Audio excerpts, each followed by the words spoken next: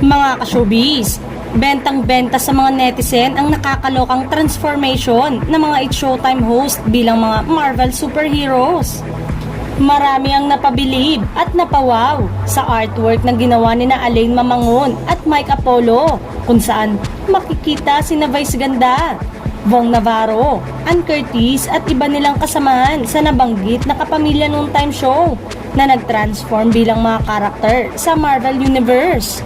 Sa kanyang Instagram account, ibinandera ng singer TV host na si Jogs Jogueta ang digital edits ng mga sikat na karakter sa Avengers. At in fairness, talaga namang mamamangha ka sa kinalalabasan ng editing. Pak na pak si Vice Ganda bilang si Emma Frost, habang bagay na bagay naman kay Anne ang karakter ni Black Widow. Nag-transform naman si Karil at Kim Chiu bilang sina Scarlet Witch at Captain Marvel. Perfect naman si Chang Ami Perez bilang si Peggy Carter at si Jackie Gonzaga naman as Gamora.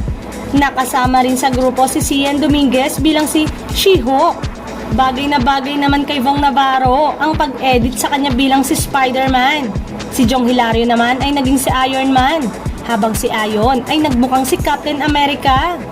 Para makumpleto na ang Marvel superheroes, nag-transform si Jugs bilang si Hulk, Teddy Corpus as Hawkeye, Ryan Bang as Thor, at si Ogie Alcacid naman bilang si Ant-Man.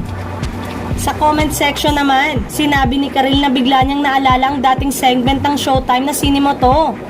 Kailan ang showing? Nakakamiss Sine Mo To. Eto pa ang mga naging reaksyon ng netizen sa pasabog ng transformation ng It's Showtime host. Torian and Gagambong for the win. Bumagay kay Quiz Jong, pero yung dahok talaga Quiz.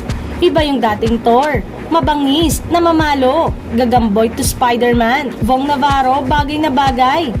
Parang yung kay Ayon lang ang makatotohanan. Hiling tuloy ng ilang madlang people ay sana magsama-sama sila sa iisang proyekto bilang kanilang mga karakter dito.